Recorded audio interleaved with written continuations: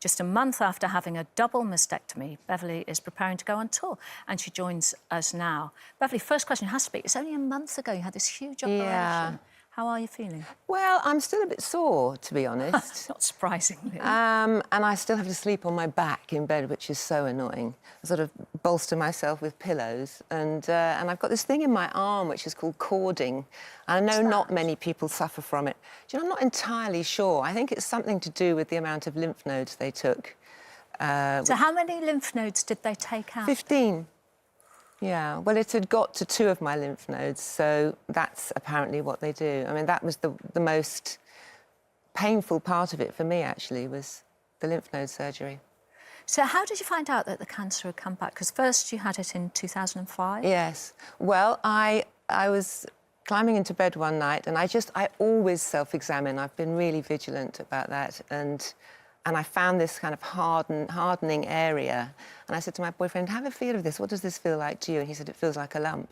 So we went to see my consultant 2 or 3 days later. Yeah. And he kind of pulled a face and said, let's send you off for an ultrasound. And as soon as I saw the picture on the screen, I thought, yep, I know what. Did you know? Yeah. And then she put the probe in my armpit, and I thought, oh, God.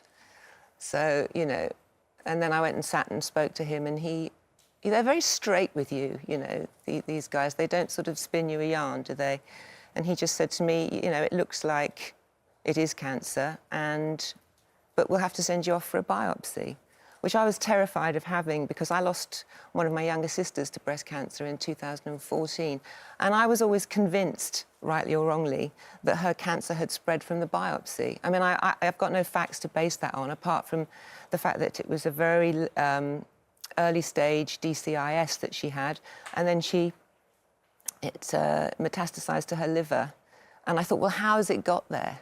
You know, if it's not in her lymph nodes, maybe it was the biopsy. So I was terrified of having a biopsy. So as a family, you've been living with cancer effectively since 2005, so that's a long time. And like I say, you know, having lost my sister to the disease, I think that's made me really kind of...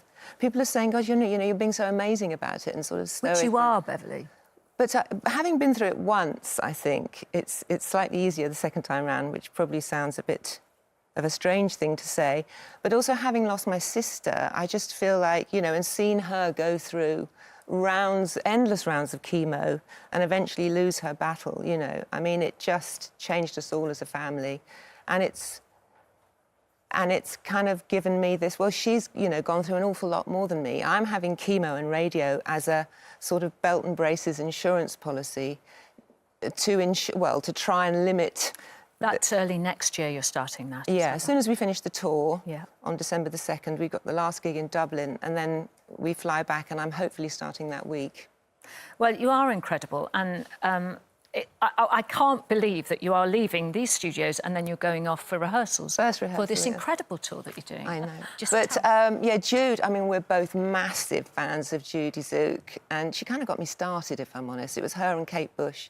And so the fact that I'm going on tour with her, and now the 3 of us together, we're absolutely loving it. Well, Beverley, we wish all of you the very best, but you particularly, because you are taking that break next year to have all the radiotherapy and the chemotherapy. But then you're going back, aren't you? Then we are, because we had to postpone the second leg until June, so now that's all going ahead. And well, we couldn't wish you more success or more luck or more health and happiness for the months to come. Thank you very much. All the very best. Thank you, Beverley.